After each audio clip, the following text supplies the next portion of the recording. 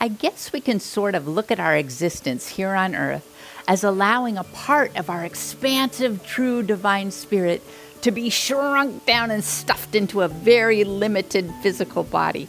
Kind of like being a butterfly's chrysalis being encased in a hard, restrictive pupa.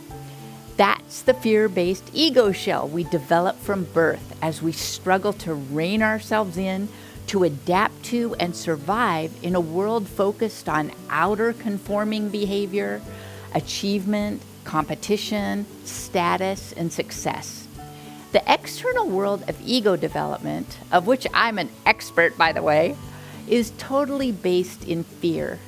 Fear of failure, fear of not belonging, fear of not being loved, not being worthy of love, being powerless, being hopeless, being alone. So many fears that are unconscious and contagious. When we don't measure up to those external standards or things don't go our way, we are very unhappy. We feel discouraged, depressed, isolated, angry, resentful, apathetic, shamed, you name it. Every negative emotion is based in fear. The wonderful news here is that as a physical body born into a world of fear, we are in a unique position to integrate and heal those fears. We might ultimately get fed up, and with the strength we develop through all those adverse experiences, discover a better way, have a spiritual awakening. We are meant to break free of that crusty pupa through mighty focus and persistence, to integrate those fears into love, spread our gorgeous gossamer wings, and realize once again who we truly are at our expansive divine core. That divine essence we experienced before squishing ourselves down to fit into our limited human suit. So how do we integrate a fear into love? Number one, become aware that something consistently bothers you. Number two, take ownership of the fear.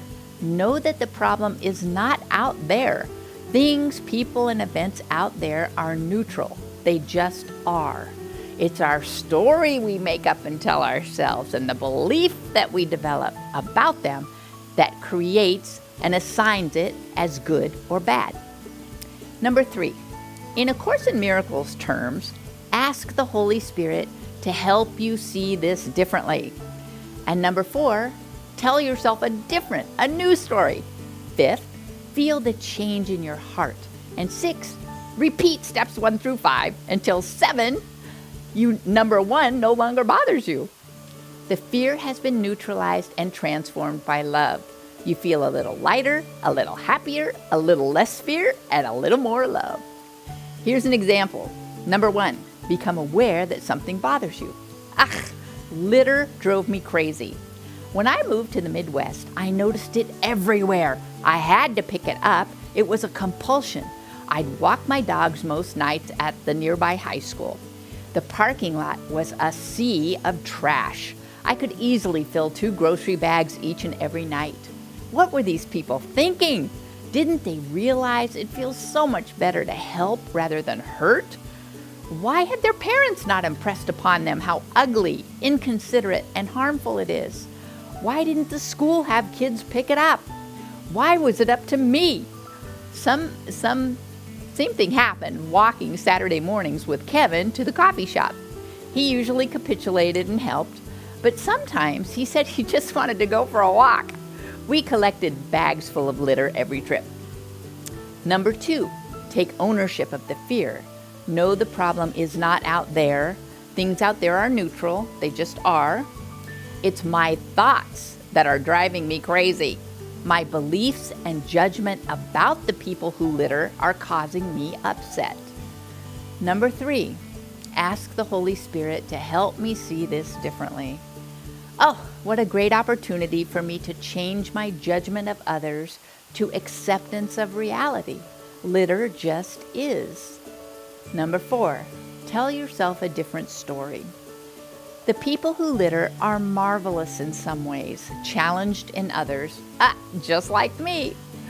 Litter and natural beauty matter deeply to me, but those qualities have no interest to many other people whatsoever.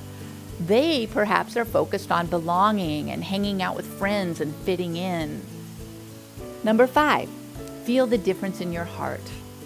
Okay, I sort of get it, but they really shouldn't litter.